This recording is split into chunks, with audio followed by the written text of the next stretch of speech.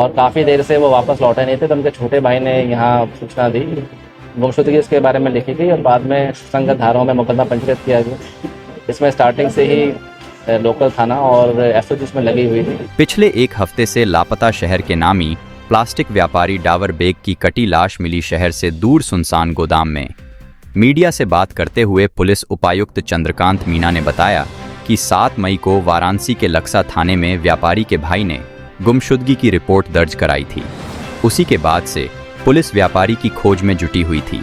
सूचना पर हमने एक अभियुक्त को शक के बिनाह पर गिरफ्तार किया और शुरुआती पूछताछ में ही अभियुक्त ने कबूल कर लिया कि पैसे के लेन देन की वजह से हुए मनमुटाव में उसने व्यापारी को पहले रॉड से मारा और फिर उसके शरीर के 3 टुकड़े कर दिए।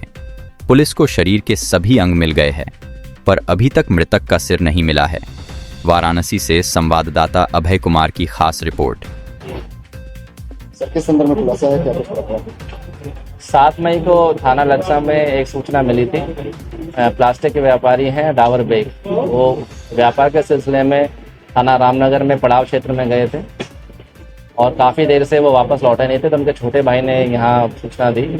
गुमशुदगी इसके बारे में लिखी गई और बाद में संगत धाराओं में मुकदमा पंजीकृत किया गया। इसमें स्टार्टिंग से ही लोकल थाना और एसओजी इसमें लगी हुई थी।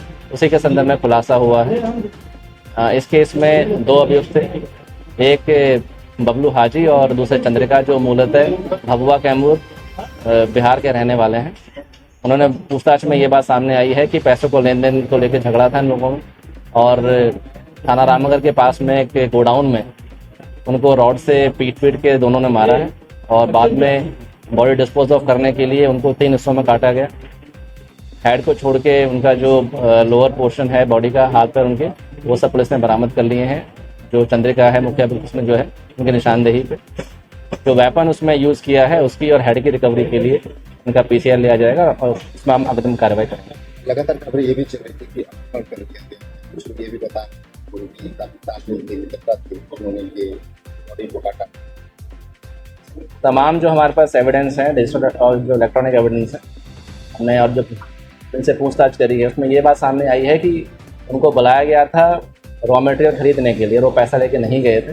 इसी को लेके उनमें कहासुनी हुई है और उसको उनको जो है दोनों ने मिलकर उनको रॉड से मार दिया। तो ये इतना बड़ा जघन्य अपराध जैसा कि बता रहे हैं, रॉड से मारे हैं, फिर बॉडी को टुकड़े काटे हैं, तो इसके पीछे क्या उद्देश्य आया? क्यों हत्या करने के बाद ये छोड़ भी सकते थे, लेकिन वो बॉडी को टुकड़े काटा, इसके पीछे क्या उद्देश्य था?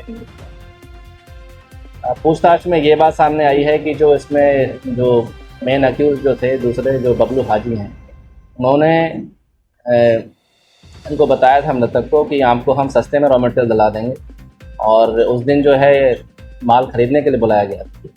ये कंफर्म करने के लिए कि पहले माल देख लें, पैसे लेके नहीं गए थे, सिर्फ 300-400 रुपये लेके गए थे, जो उनके परिजन बता रहे हैं। इसी को लेके कि जब डील फाइनल हो गया पैसे क्यों लेके आए हैं, इसी पे उनके बीच में कहासुनी हुई है और गुस्से में क्रोध में उनको मारा गया है। और बाद में बॉडी डिस्पोज ऑफ करने के लिए और पुलिस को भ्रमित करने के लिए उसको अलग अलग जगह है बॉडी को डिस्पोज ऑफ किया गया है। जैसा कि उनका जो पैर हैं वो अलग जगह से मिले हैं और जो बाकी जो पोर्शन है हेड को छोड़ के बाकी जो टॉर्सो है वो हाईवे पे जो नाली बनी होती है उसमें मिला गया है। तो पूरा जो है प्री प्लान तरीके से उनको मारा गया है और बॉडी को डिस्पोज ऑफ किया गया। पुराना इतिहास गिरा है,